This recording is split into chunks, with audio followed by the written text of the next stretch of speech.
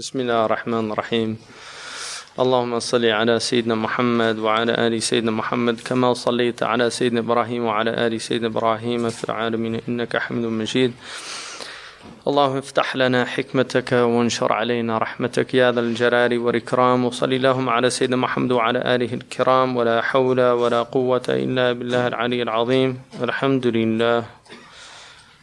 We went through the first chapter, which was an introduction. I talked about the dibaja and the fact that these scholars tended to make the initial part of a book very difficult, to keep people out that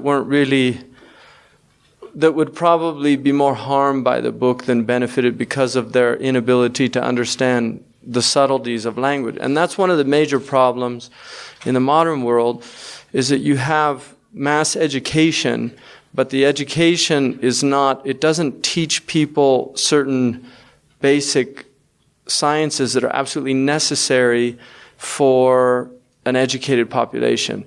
The most important are what in the West they used to call the TRIVIUM, which is grammar, logic, and rhetoric. You need grammar because language is very complicated. Early peoples had grammar because their languages were extremely complicated by their very nature. And so the Arabs at the time of the Prophet ﷺ did not need the rules of grammar because the language was an inflected language, which meant you had to understand the rules to speak it, but they weren't understood in terms of any formal systemization of those rules. They were understood intuitively because that's how your mother spoke. She spoke grammatically correct Arabic, and you took your mother tongue from her. And so the Arabs, what they call the lahan, which is grammatically incorrect language, was something that did not occur. And it used to shock the early Muslims when they heard, because as converts would come into Islam and the Persians came into Islam, the Persians would learn Arabic and they would often make a lot of mistakes. These were called mawali. And it used to trouble the Arabs because they were afraid that this would become a norm and people would lose access to the Quranic Arabic. And it was the Persians and the genius of the Persians that recognized the need for the structure of the language, and so they developed grammar. So the great Persian contribution to the Islamic tradition is grammar, and that's why all of the great grammarians were actually Persians, because the Arabs did not need grammar at that time. It was the Ajam, and Ajam first and foremost means Persian before it means anything else. So the Ajami is the non-Arab speaking person. And they also developed sarf, which is morphology, and some of the great Persian grammarians, Ibn Jinni, Ibn Faris, they actually discerned things in the Arabic language that the Arabs were unaware of. So they actually began to recognize not only the genius of the language, but also the fact that the language is a miraculous language. The language is not like other languages. The Arabic of all you have two types of language. You have sacred languages and then you have sacerdotal languages. Sacred languages are languages that have a revelation in them.